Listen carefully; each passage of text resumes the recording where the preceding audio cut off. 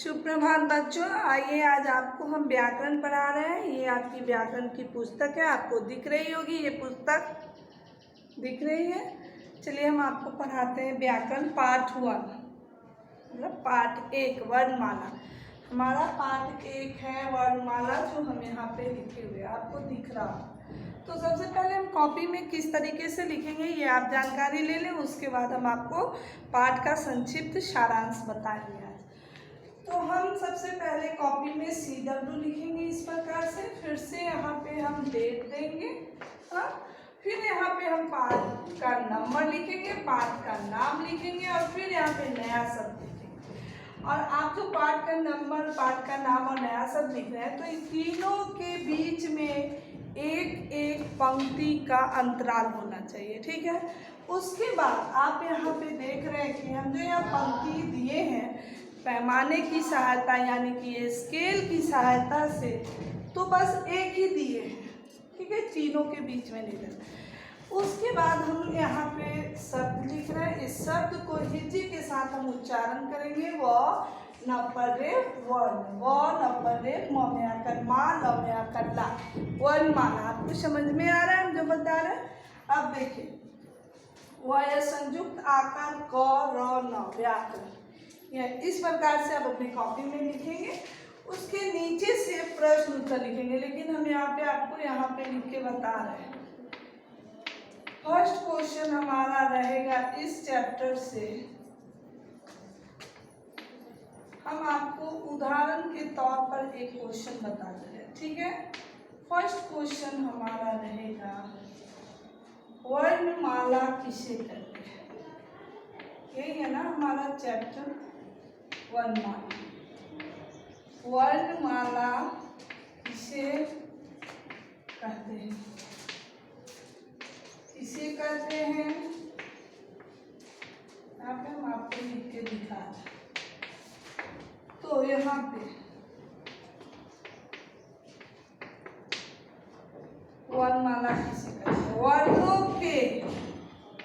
वर्णों के देखिए हम लिख रहे हैं क्रमबद्ध समूह को,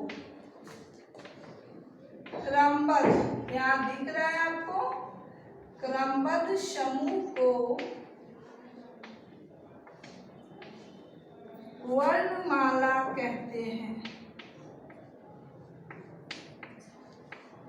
वर्णमाला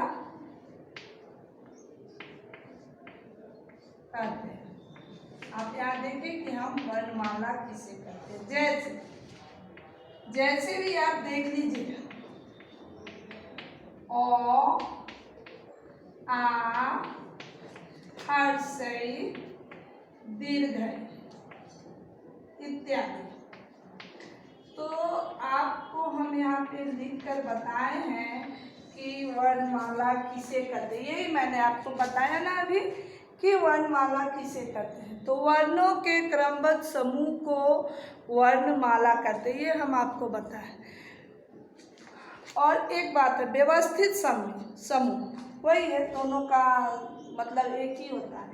यदि हम वर्णमाला को इस प्रकार लिखते हैं अ क प र श, तो ये हमारा वर्णमाला नहीं कहलाएगा, इसे हम वर्ण कहेंगे, इसे हम वर्ण कहेंगे, वर्णमाला नहीं कहेंगे, क्योंकि ये व्यवस्थित समूह में नहीं लिखा गया है। ये व्यवस्थित समूह में नहीं लिखा गया, इसीलिए हम इसे वर्ण कहेंगे। अलग अलग वर्ण लिखा गया है।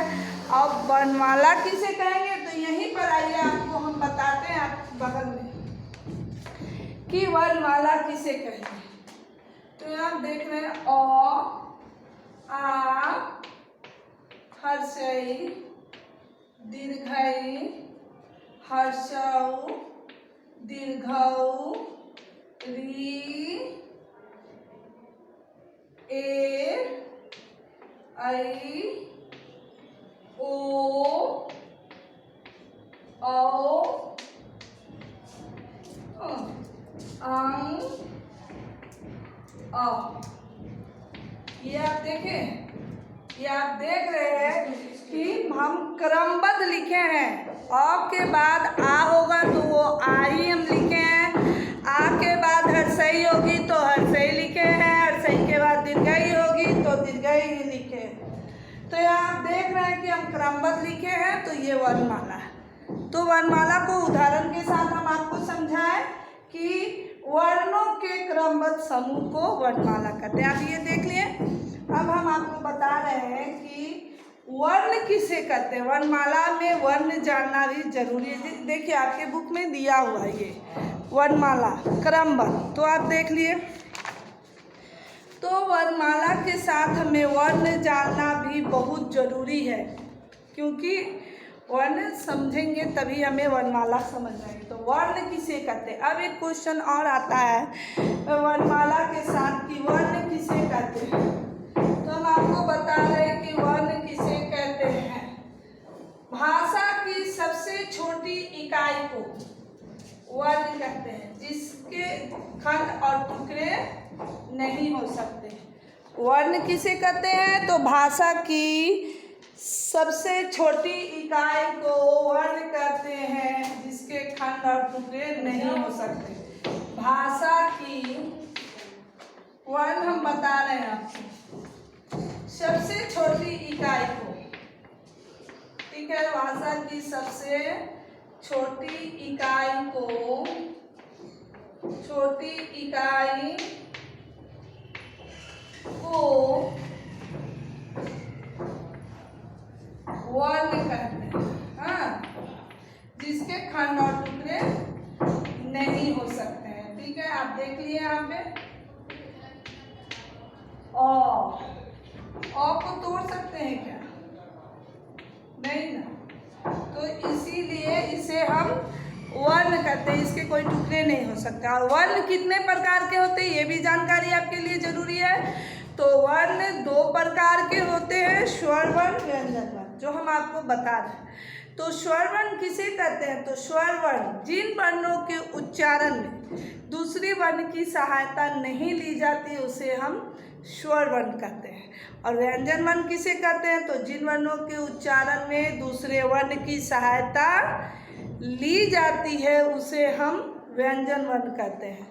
तो हम आपको बता रहे हैं यहाँ पे अब स्वर वर्ण और व्यंजन वर्ण। यहाँ पे एक छोटा सा हम बॉक्स बना रहे हैं, इसमें दिया हुआ है अ, आ, हर्षई, दीर्घई, हर्षऊ, क, त, च, ट, प, म, य। और यहाँ हम लिख रहे हैं कि आपके दिए गए वर्णों में से स्वर वर्ण और व्यंजन वर्ण को लिखें। स्वर वर्ण और व्यंजन वर्ण को लिखें। तो हमारा स्वर वर्ण आ जा रहा है अ, आ, हर्षई, दीर्घई, ये हमारा स्वर वर्ण। वहीं पे व्यंजन वर्ण हमें यदि छापना है तो हम लिखेंगे क, च, ट, त, प, ये सब हमारा व्यंजन, ये व्यंजन वर्ण है और ये स्वर वर्ण। तो हम आपको बताएं कि स्वर वर्ण में व्यंजन वर्ण की सहायता नहीं ली जाती है, स्वर वर्ण के उच्चारण में व्यंजन वर्ण की सहायता नहीं ली जाती है, और व्यंजन वर्ण के उच्चारण में स्वर वर्ण की सहायता ली जाती है। आप समझ गए। हम बताएं स्वर वर्ण और व्यंजन वर्ण। तो आपको हम बता रहे हैं स्वर वर्ण और व्यंजन वर्ण। तो आपको बताएं अभी अब स्वर वर्ण व्यंजन वर्ण। अब देखिए कि हम आपको बता रहे कुछ इससे संबंधित अभ्यास कर, जो इस प्रकार है। चित्रों के नाम की शुरू की आवाज। यहाँ पर मान लीजिए ये चित्र दिया हुआ है,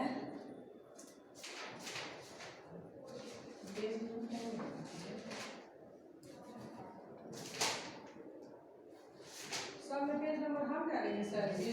हाँ देखिए नहीं समझ में आया तो समझो ना। तुम अभी देखा है पेज नंबर क्या नहीं समझ में आया।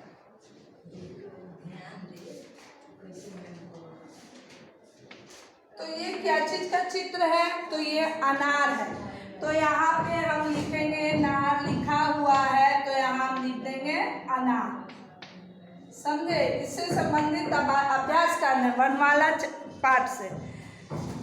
यही है, चित्र दिया हुआ है, उसके नाम के प्रथम अक्षर को लिखना है। आपको हम वर्णमाला बताए हैं तो उसमें ये भी बताए हैं, वर्ण भी बताए हैं। वर्ण 2 प्रकार के होते हैं, ये भी बताए हैं हम आपको कि वर्ण 2 प्रकार के होते हैं, स्वर वर्ण और व्यंजन वर्ण। उसी में आपको अब आगे क्या हम बताने जा रहे हैं, उससे जुड़े वर्ण, भाषा की सबसे छोटी इकाई को वर्ण कहते हैं। फिर आपको वर्ण है ना, तो वर्णमाला में हमारा बहुत सारा वर्ण आता है। देखिए हम आपको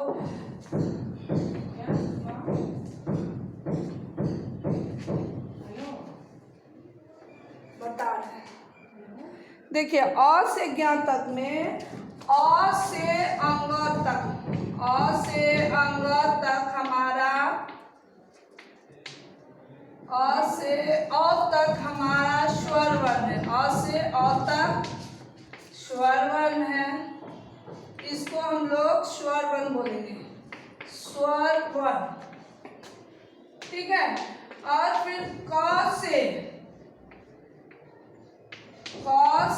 और अंग और आ, रुक जाइए, क से नहीं, अंग और आ जो है हमारा, अंग और आ जो है वो हमारा अयोग हुआ, अयोग हुआ, क्या है, अयोग हुआ।